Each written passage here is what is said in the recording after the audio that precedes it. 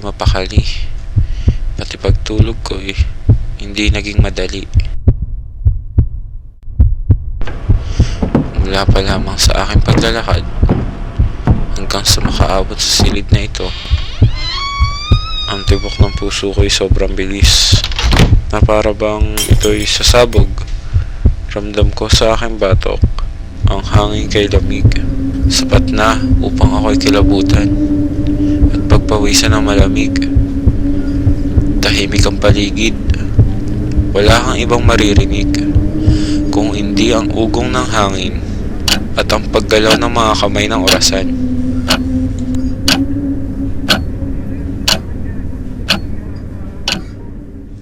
Matagal kong pinaghandaan ang araw na to. Ito ang magpapatunay ng tibay at lakas ng loob ko. Tapang ang kailangan ko, ngunit parang naiwan ko pa yata to.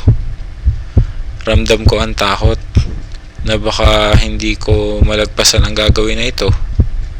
Ano na lamang ang sasabihin ng ibang tao. Maya-maya pa ay mayroong paparating. Kanyang bawat akbang dumadagundong sa aking pandinig. Palakas ito ng palakas. Udyat na siya'y papalapit. Kaba sa aking dibdib ang nananaig. Pagpasok niya sa silid, ako'y biglang napatindig. Ang kanyang mga titig, animoy kaya akong tunawin. Ang hawak niyang patalim, panigurado, nakalaan para sa akin. Ako ay napapikit.